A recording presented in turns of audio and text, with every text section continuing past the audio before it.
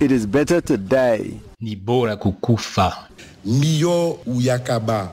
for an idea that is going to live juu ya wazo itaishi Pour l'idée qui est vive, than to live badala ya kuishi passer ou vivre, for an idea that is going to die. juu ya wazo itakufa. qui est l'idée qui est yakaba. Qu'au début de l'année 1976, le gouvernement sud-africain prend une décision en apparence très anodine.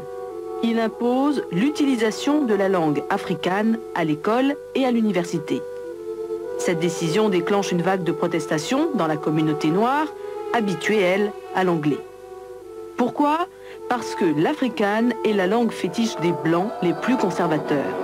La langue des Afrikaners, les colons d'origine hollandaise qui furent les premiers à s'établir en Afrique du Sud. Des manifestations ont lieu dans plusieurs écoles et universités noires. La police ouvre le feu sur l'une d'entre elles et tue un jeune écolier noir de 13 ans. C'est l'étincelle qui va mettre le feu à la poudrière des townships. Des émeutes éclatent dans plus de 160 cités noires et métisses. À Johannesburg, les ouvriers noirs se mettent en grève et une manifestation de 20 000 noirs part de Soweto en direction de la ville blanche. L'état d'urgence est décrété, la répression fait officiellement 176 morts, mais en réalité plus de 500 et des milliers de blessés. Les arrestations et détentions arbitraires se comptent par centaines. Le leader des étudiants noirs, Steve Biko, est arrêté et torturé. Il meurt en prison de la suite de ses blessures. Any changes which are to come can only come as a result of a program worked out by black people. And for black people to be able to work out a program, they need to defeat the one main element in politics which was working against them, and this was a psychological feeling of inferiority. We don't believe, for instance, in the so-called guarantees for minority rights, because guaranteeing minority rights implies recognition of portions of the community on a race basis. We believe that in our country there shall be no minority, there shall be no majority, there shall just be people. And those people will have the same status before the law, and they will have the same political rights before the law. So in a sense, it will be a completely non-racial egalitarian society. Résister pour continuer à exister. Dans cet esprit, un convoi pour les réparations partira de Kourou le 4 juin prochain au coucher du soleil. Il est attendu le lendemain à Rémire-Montjoly, rond-point Adélaïde-Tablon. Une marche militante comme une réponse à toutes les tentatives révisionnistes, voire négationnistes. Fort d'Elgrès, hier soir 18h. Ils étaient beaucoup plus nombreux cette année à répondre à l'appel du Comité international des peuples noirs pour cette grande marche commémorative et symbolique sur l'épopée des combattants guadeloupéens de 1802, Ignace et Delgrès. On veut surtout en fait y arriver et puis aussi c'est commémoriel.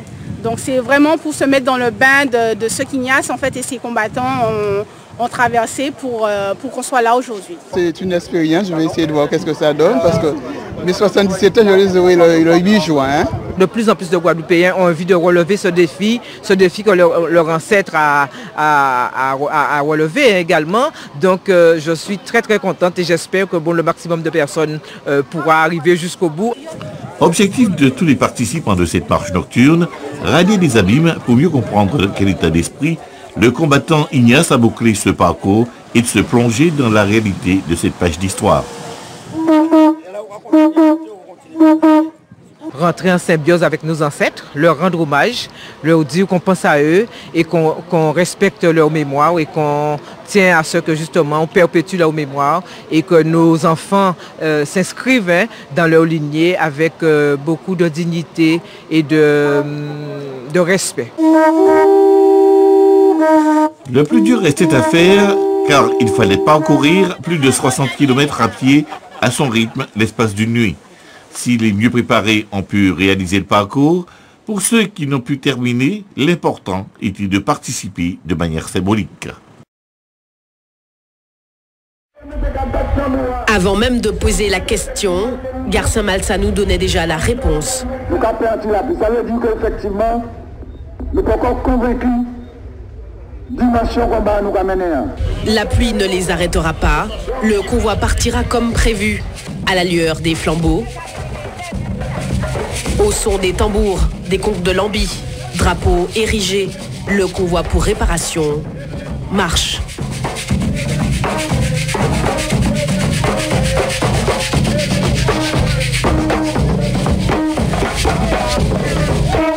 Nous retrouvons les participants entre Saint-Pierre et le prêcheur.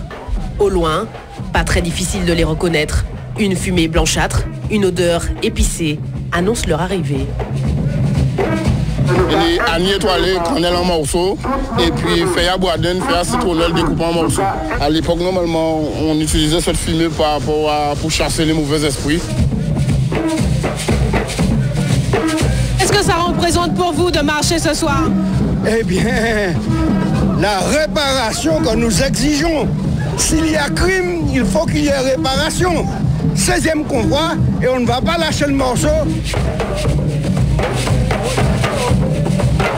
Je fais le convoi depuis que j'ai, je sais pas, peut-être 8 ou 7 ans.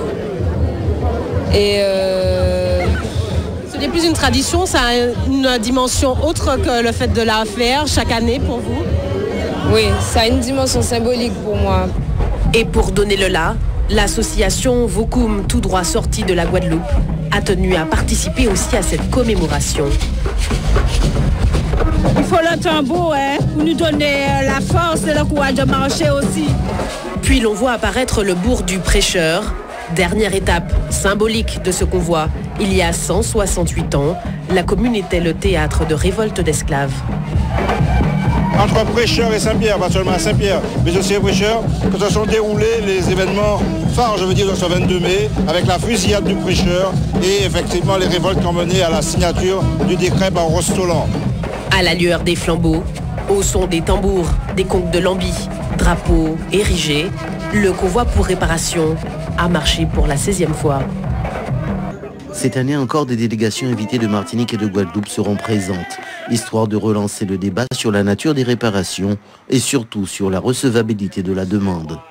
Si depuis 2014, des gouvernements britanniques et néerlandais notamment ont reconnu le crime et la justesse des réparations, la France sur la question traîne encore. À une position qui est réactionnaire.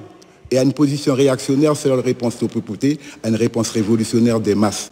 À ça, nous, qu'est-ce pour faire. L'habitation Vidal-Mondélis n'a pas encore livré tous ses secrets. Elle témoigne de nombreuses traces d'occupation amérindienne et coloniale. D'autres vestiges sont à découvrir. Il y a un secret que je voudrais lever, c'est la tombe du père Vidal, qui est quelque part près des Manguiers. J'ai égaré la carte, mais elle peut se trouver facilement chez les prêtres du Saint-Esprit à Cheville-la-Rue. Donc ce serait une très bonne chose que les archéologues se mettent à la recherche de cette tombe-là, parce que ce serait une référence historique pour nous, et puis qui dérangerait peut-être certains de nos compatriotes qui sont anti-Vidal. Mais bon, on n'est pas là pour polémiquer, on est là pour faire avancer l'histoire et la connaissance. Donc il y a eu des crimes contre l'humanité de commis, c'est à nous maintenant à transformer ces crimes contre l'humanité et en connaissance et en lumière. L'habitation Vidal est le deuxième site classé de Guyane. Les abattis Kotika du Maroni ont été, eux, illustrés en 2011. Un classement qui permettra la préservation, la restauration et la sauvegarde de ce patrimoine historique guyanais. Des Guyanais présents hier à Chamblanc en Bourgogne, ils ont participé à la cérémonie commémorative en l'honneur des esclaves affranchis à Mana grâce à la médiation d'Anne-Marie Javoué. Je dirais tout simplement que nous avons en nous une part de bourguignon, fruit de beaucoup de métissage. Ces mots symboliques rappellent le lien indéfectible qui unit la Bourgogne et la Guyane, un lien historique entretenu par les actions d'une femme, Anne-Marie Javoué. Va demander pardon pour les faiseurs de chaînes. En fuyant les bourreaux, laisse tomber les haines. Cette sœur bourguignonne est à l'origine de l'affranchissement de centaines d'esclaves à Mana en 1838. Les noms de ces esclaves ont été répertoriés et inscrits sur ces plaques commémoratives dévoilées lors de la cérémonie. Mon ancêtre a été affranchi en 1838 et faisait partie de ces Noirs libérés d'engagement qui ont été remis à Mère Javoué et qui lui ont permis de réussir cette expérience de Mana et d'accélérer en quelque sorte le processus d'émancipation de l'esclavage. Guadeloupéens et Martiniquais se sont unis aux Guyanais venus spécialement de Mana pour entretenir le devoir de mémoire. Je suis descendant d'esclaves. Il n'y avait pas ce mot-là. C'est pas ça, c'est-à-dire que le seul lien qu'on avait avec eux, c'est un lien de séparation. Parmi la délégation guyanaise, des descendants d'esclaves, tous se sentent redevables envers la Tchémé. On se devait d'être là aujourd'hui. Elle a voulu la liberté de tout un peuple, des Noirs, Marrons et tout. Et moi, quand je dis peuple, je pense aussi qu'on peut regrouper tout le monde, pas seulement les Noirs, mais elle a voulu la libération de tout, je dirais de tous les humains. Cette journée a été un véritable moment de partage et de transmission avec la jeune génération bourguignonne. Il est bon de savoir aussi cette partie de l'histoire, d'autant qu'on a convié des enfants, des jeunes enfants, des adolescents à cette cérémonie. Et ça, ça fait partie de la réparation qu'on souhaite. Pas que de l'argent, mais ce dont on a besoin, c'est de répandre cette histoire et de partager cette histoire avec les Français de l'Hexagone. La prochaine étape pourrait bien être la canonisation d'Anne-Marie Javoué. Bourguignons et Guyanais y croient et continuent de militer en sa faveur. Une demande a déjà été officiellement déposée auprès de la papauté. Dans l'enceinte du fort qui porte son nom, à 2 pas du mémorial qui lui est dédié, la proclamation de l'abolitionniste Louis Delgrès résonne en un écho singulier. S'engager dans une comptabilité sordide ou dans une recherche de culpabilité rétroactive ne produira que division et insatisfaction. À Paris, en compagnie de plusieurs personnalités, Serge Romana a lancé ce lundi la Fondation Esclavage et Réconciliation, une promesse faite par François Hollande le 10 mai dernier. Cela devrait se traduire concrètement par différents projets, dont le fameux musée national dédié à l'esclavage, promis par le président de la République. Je vous propose d'écouter Serge Romana, président du CM 98, et Éric Delucy, chef d'entreprise. Et tout ça aussi pour que nos compatriotes essoniens d'origine antillaise soient fiers de ce qu'ils sont. Parce que voyez-vous, lorsque on met les noms de vos aïeux sur un monument, il y a peu de communautés à qui ça arrive. Donc je pense qu'ils pourront être très fiers de leurs parents et donc très fiers d'eux-mêmes. Ça va leur faire du bien.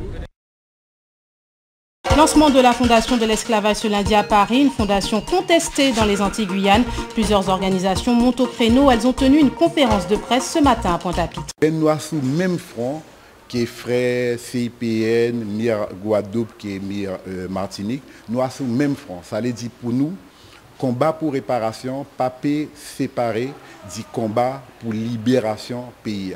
Ça débat ensemble, la preuve. Pays qui prend une indépendance, qui ce soit la telle Afrique, qui ce soit dans la Caraïbe, là, nous avons bien ouais qu'il y a sous le même mot d'ordre réparation. À conséquences d'urbaine, ça n'a pas accepté par ces grands sans moyens, mais ça accepté par la société civile. Donc, question réparation, eh bien, à là qui permettent d'y poser problème de justice. Parce qu'il y a bien ça, Dominique Monotou, qui a fini, à qui, derrière sa combat réparation, en fait, jouk à là, il n'est pas qu'à reconnaître tout droit, être un être humain accompli, hein, pour dire ça bien en français. Nous sommes bien sûr depuis 1992 pour la réconciliation, il faut que chacun sache ça et ne se laisse pas piéger. Mais simplement depuis 1992, nous avons dit qu'il ne peut pas y avoir de réconciliation sans réparation qui met en évidence notre humanité. Parce que renoncer aux réparations, c'est renoncer à notre humanité. Et nous disons que M. Romana et le CM 98, ils poursuivent une ambition personnelle qui est la leur, mais qui ne peut pas être la nôtre. Et nous lui dénions le droit de parler au nom, effectivement, de nous-mêmes, descendants d'hommes et de femmes réduits en esclavage. Et de notre devoir de descendants d'Africains déportés, rendus en esclavage en Amérique, de nous réunir pour faire front à toute forme d'injure, à toute forme de mépris fait à la mémoire de nos ancêtres. Et la mise en place de cette fondation esclavage et réconciliation, eh bien, c'est un déni de notre humanité. Et c'est pourquoi, plus que jamais, il faut laisser de côté toutes nos petites divisions pour nous rassembler, car ce combat pour la réparation est un enjeu fondamental, non seulement du point de vue idéologique, et l'État français l'a bien compris, ce qui est en train de se passer, mais du point de vue politique, du point de vue de la justice et du point de vue du développement. Nous avons décidé déjà aujourd'hui de marquer le coup, puisque c'est jeudi 23 que se crée cette fondation, qui est d'ailleurs soutenue par l'État français, marquer notre désapprobation, dire que nous allons lancer une contre-offensive qui commence aujourd'hui. Nous verrons par quels moyens nous allons poursuivre, mais ce qui était certain, il fallait donner un signal fort, comme quoi nous sommes choqués et que nous dénonçons avec la plus grande vigueur ce qui se passe actuellement, parce que les enjeux sont considérables, tant au plan économique qu'au plan, effectivement, je dirais, de notre humanité.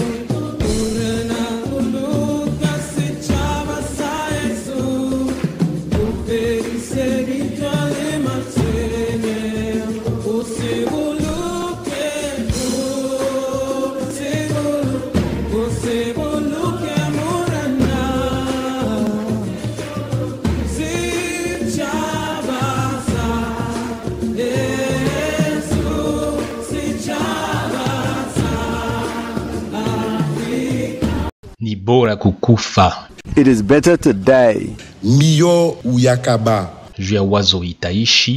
for an idea that is going to live pour l'idée qui vive badala ya kuishi than to live passer ou vivre